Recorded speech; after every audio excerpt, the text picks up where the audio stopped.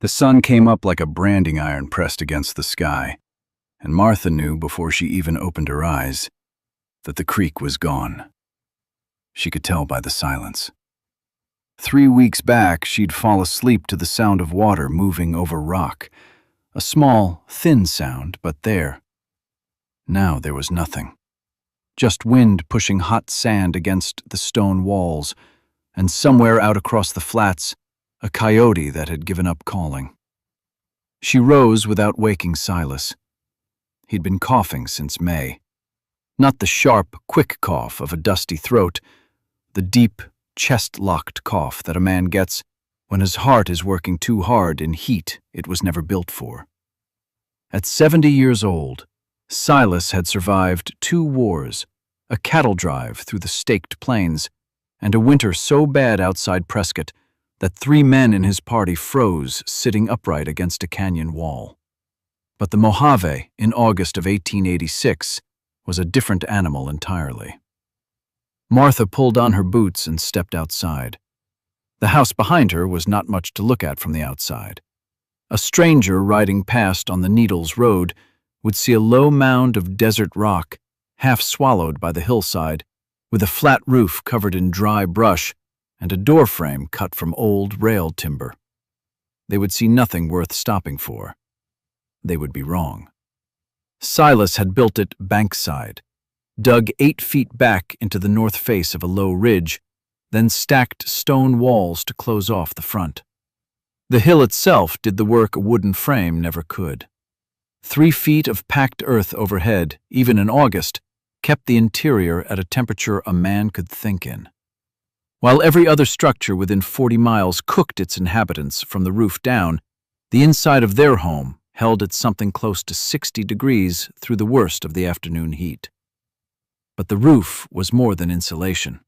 Martha had planted it herself in the spring of 1884, a careful row of herbs pressed into a shallow soil bed she'd hauled up in a canvas sling, bucket by bucket. Horehound for chest ailments, yarrow to slow bleeding, desert sage to break a fever. Each plant chosen not for its smell or its beauty, but for what it could do when there was no doctor within 3 days' ride and a man was failing. She stood now at the base of the hill and looked up at them. The plants were still alive, barely. The leaves had gone brittle at the edges and curled inward against the heat, the way a man curls his fingers when there's nothing left to hold. But alive. Another 4 days without water, and they would not be. She walked to where the creek bed had been. Dry. Not just low, dry. The stones at the bottom were bleached white and cracked, the kind of dry that meant the water table itself had dropped. She'd seen it once before, as a girl in Tennessee, a summer so bad the wells went down, and people started doing things to each other over water that they didn't talk about afterward. She'd carried 2 gallons from the spring at Marl 3 days ago. It was a 4-hour walk each direction over open ground that by noon became something close to an oven floor. Silas could not make that walk, not now, not in this. She went back inside. He was awake, sitting up in the low rope bed, one hand flat against his sternum the way he'd taken to doing, like he was trying to hold something in place. His eyes, still sharp as a younger man's, tracked her as she came through the door. "Creek's gone," she said. He nodded. He'd known before she told him. "I need to water the roof," she said. He looked at her for a long moment. Both of them understood what she was saying. They had 1 gallon of drinking water left. The second had gone to cooking and washing 2 days prior. The spring was a full day's round trip she could not complete before the worst of the afternoon heat. And the plants up top were 4 days from dead. Silas said nothing. He trusted her. He always had. Martha picked up the bucket. She did not pour the water onto the plants directly. That was the mistake most people made. The ones who'd grown up with rain, with creek water, with the assumption that water would come again. They'd flood the roots all at once, and watch half of it run off the side before the soil could take it, the rest evaporating off the surface before it reached anything worth reaching. In this heat, direct watering was just a slower way of wasting. Martha had learned different. She went to the cedar chest at the back of the room and pulled out 2 wool blankets. Old ones, the kind worn thin at the center from years of use. The weave loose enough to let water move through it. She'd used them on the trail in 1871 and kept them ever since, not for warmth, but because Silas always said, a man who threw away good material was a man who hadn't yet been cold enough to regret it. She took the blankets outside and climbed the short ladder to the roof. The herbs were laid out in a long, shallow bed she'd framed with flat stones. Horehound along the south edge, yarrow in the middle, sage toward the back where the soil ran deepest.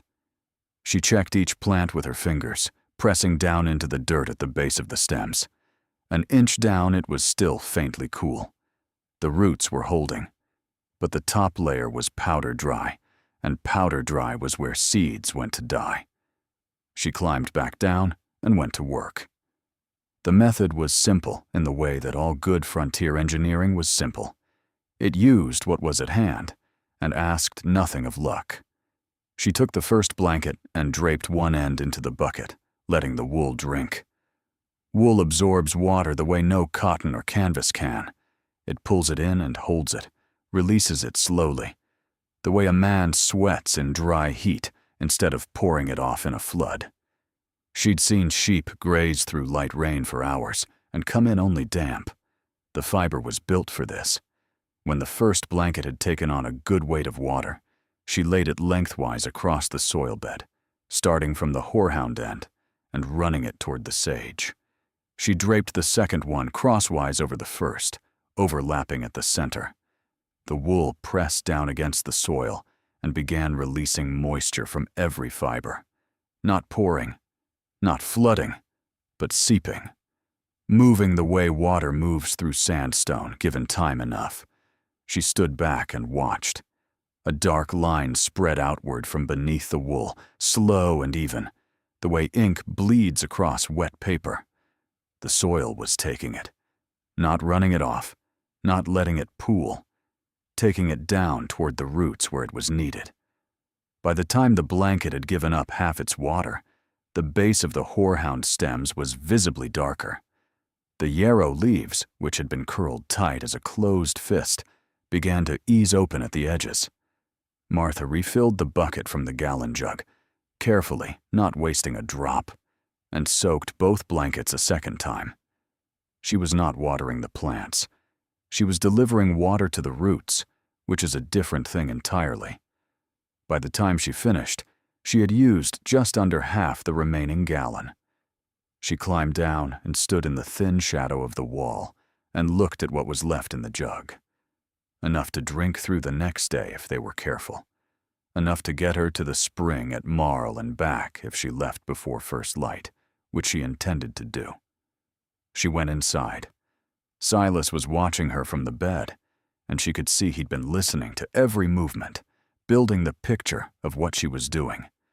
From sound alone, the way he always did when he was too tired to get up and look. His hand was still against his chest. "How much left?" he said. Not a question. "Enough," she said. He almost smiled. In 41 years of marriage, he had learned that when Martha said enough, she meant precisely that. Not more, not less, but the exact amount required by the situation as she had already calculated it. She poured him a cup, poured herself half of one. Outside, the temperature hit 118 degrees by early afternoon, the kind of heat that bleaches color from the rock and makes the distance shimmer like standing water on a griddle. Inside the bank-side house, with 3 feet of earth overhead and the afternoon sun falling on the north face at an angle too shallow to penetrate, it held at 64. The wool blankets on the roof released their last moisture sometime after midday. By evening, the horehound was standing straight, Martha left for the spring at Marl before the sky had any color in it. She took the 2 empty jugs, the wool blankets folded over one shoulder, and a strip of dried venison she'd been saving since June. She wore her hat pulled low and her sleeves down to the wrist, not for modesty, but because exposed skin in the Mojave morning, even before the sun was fully up, began its work on you the moment you stepped into open ground. She did not wake Silas. She left water in the cup beside him and a note, though he would not need it. He would know where she had gone. The trail to Marl Springs ran northeast across a dry lake bed, then up through a series of broken shelves where the ground cracked open in long parallel lines, like something beneath it had been trying to get out. She knew every section of it.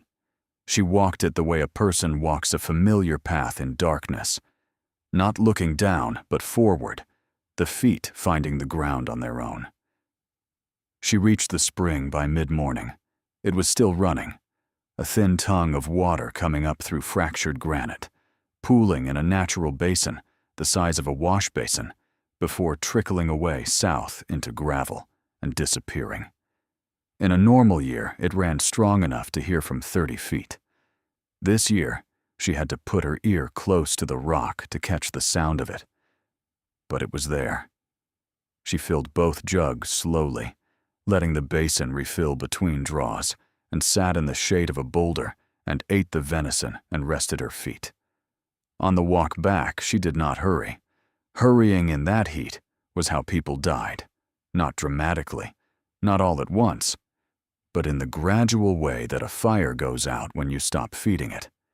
She paced herself against the shadow of a ridge she could see from the dry lake, stopping every 40 minutes to wet her lips from the jug cap, never drinking full. She was back before the worst of the afternoon. Silas was sitting up when she came through the door, which meant he was better, or was performing better for her benefit. With him, it was sometimes hard to tell. She set the jugs down and soaked the blankets again, and went up to the roof without speaking. The horehound had put out 3 new shoots since morning. Small ones, pale green and slightly waxy in the heat, but new growth. New growth meant the roots had taken hold after the woolwick watering and were pulling moisture up from deeper in the soil bed. The plants were not just surviving, they were recovering. She repeated the woolwick method every second day through the rest of August and into September, each time soaking the blankets, laying them across the bed, letting the moisture seep rather than flood. She walked to Marl Springs 4 more times, each trip a little easier as the temperature dropped a degree or 2 with the turning of the season. Silas got out of bed on the 14th of September and stood in the doorway for 20 minutes, watching the desert change color in the evening. He didn't say anything. He didn't need to. The first hard cold came in early November. Martha harvested the horehound on a Tuesday morning, cutting the stems cleanly above the node so the plant would come back in the spring. She dried the leaves on a flat stone inside by the fire and packed them tight into a cloth pouch she'd sewn from the hem of an old skirt. The preparation was simple. Steep the dried leaves in near boiling water, strain through cloth, drink twice daily. Bitter enough to make a man wince. Effective enough that Silas's cough, the deep chest-locked cough that had been sitting in him since May, was gone by the 3rd week of November. He lived another 11 years. They both did. He went first in the spring of 1897, on a morning not unlike the one they'd survived together. Clear sky, dry air, the desert already warming toward another long summer. Martha outlasted him by 4 years, staying on at the Bankside house until her daughter brought her to Barstow in 1901. The house is still there, half collapsed into the hillside, the stone walls standing to shoulder height on the south side before giving out. The roof bed is gone. But in the gully below the north face, where the rain carries whatever seeds fall from the ridge, horehound grows thick and persistent every spring, bitter, medicinal, stubborn as anything that learned to live without enough water and kept growing anyway. If Silas and Martha's story pulled you in, hit the like button. It tells us to keep these stories coming. Subscribe to Wild West Survival Tales so you never miss the next character fighting to stay alive on the frontier. Drop a comment below. Martha had 1 gallon of water left and chose the plants over her own thirst. Would you have made the same call?